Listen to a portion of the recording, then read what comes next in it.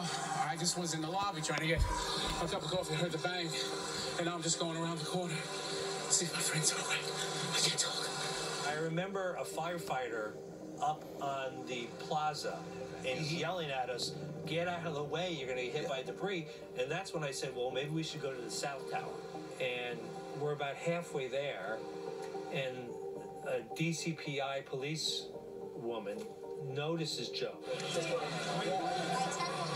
And we bump into Teresa, a friendly face from the New York Police Department who serves as a liaison between the media and the police. She's with DCPI. And we see each other, we hug and embrace, and she offers to bring us to West Street, a news conference. So we turn around, and we were about the same spot where we started, and then it was like an earthquake. Underground, underground, underground. And then all of a sudden, everybody starts running. Let's go, underground.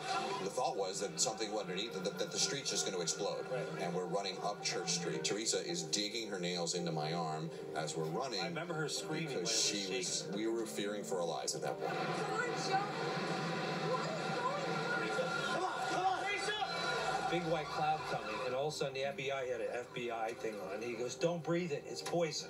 And I'm rolling still, and Joe's Let's go. egging me on, says, "Come on, come on." Okay, there it is.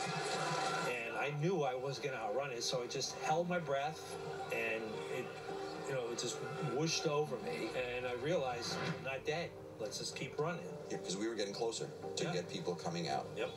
And we got a few. But that cloud of smoke just was a whole new approach to things. The way, like a movie scene, it just sort of came up the street behind us. I started shooting people coming out of the cloud and things covered with it. We see this gentleman, he identified himself as the engineer at the Port Authority. And you work in #1 World Trade? Yes, I do. And what floor were you? 72nd floor. And he's covered with this white dust.